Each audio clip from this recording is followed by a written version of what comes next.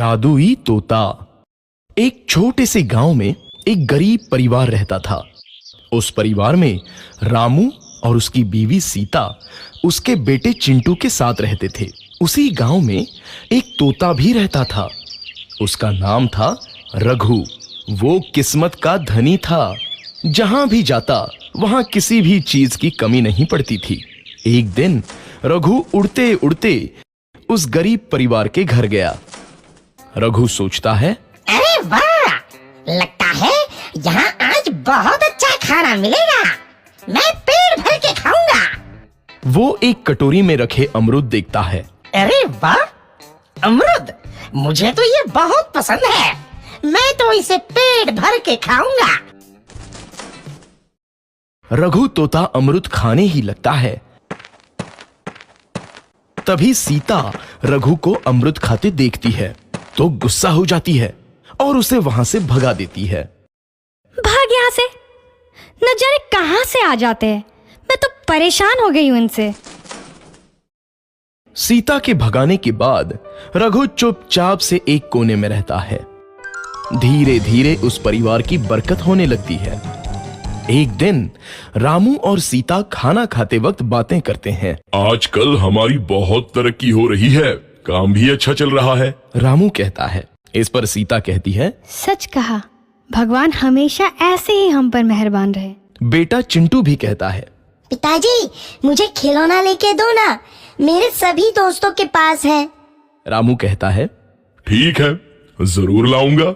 सीता कहती है, कितने खुश है सब, मेरे परिवार को किसी की नजर ना लगे। एक तरफ ऐसी बातें होती हैं तो दूसरी तरफ रसोई में रघु तोता भी अमरूद खाते रहता है।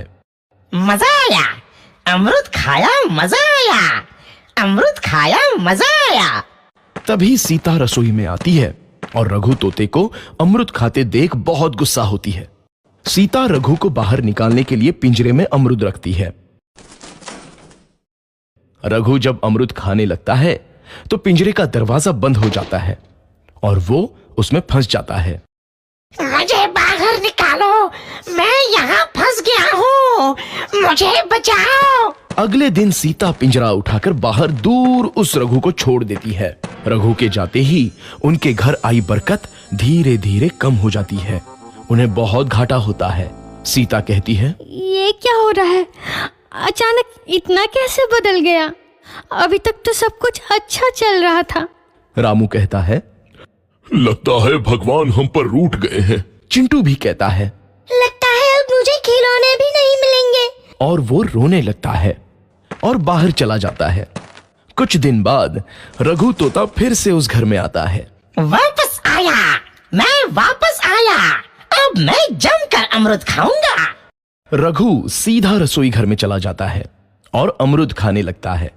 कुछ देर बाद सीता रसोई में आती है और रघु को देख कहती है, एक तो घर में पहले से इतनी दिक्कत चल रही है और ऊपर से ये तोता मुझे और परेशान कर रहा है।